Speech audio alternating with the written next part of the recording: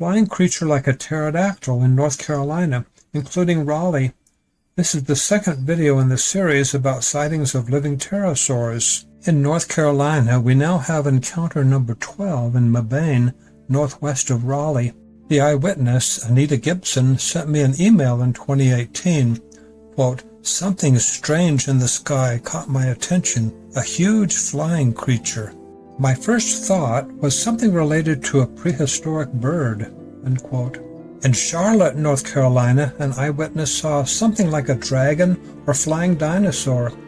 It had pointed wings and a long tail that had a pointed shape at the end of the tail, like a diamond.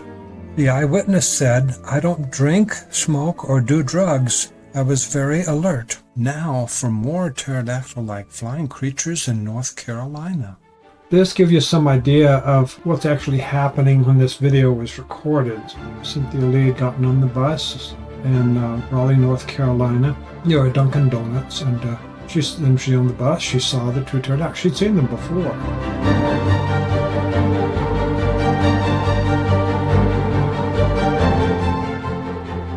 And around the end of June 2017, she said, "Hello, Jonathan, how are you? I was riding the bus and I looked up and saw two pterosaurs flying in the sky.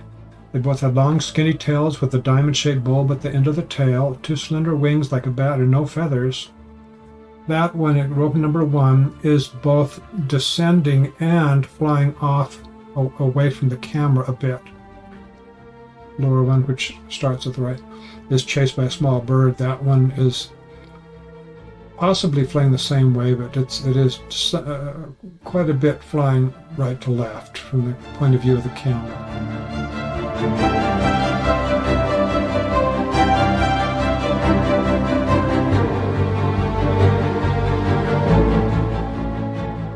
Go over this again at full speed, and now we get into the slower motion. Rope number 2 being chased, and again, rope number 2 being chased. And then we go into very slow motion. It shows rope number 2, the wing flapping technique, kind of irregular, a little complex perhaps. It's not like many birds that I've seen flying. But let's get on to this one. Rope number 1. We've seen this last week and previously too, in fact, probably. And I have done some more processing now, though. We're going to see some things different here. This is newly processed to show the regular speed of the rope number 1 as it's flapping.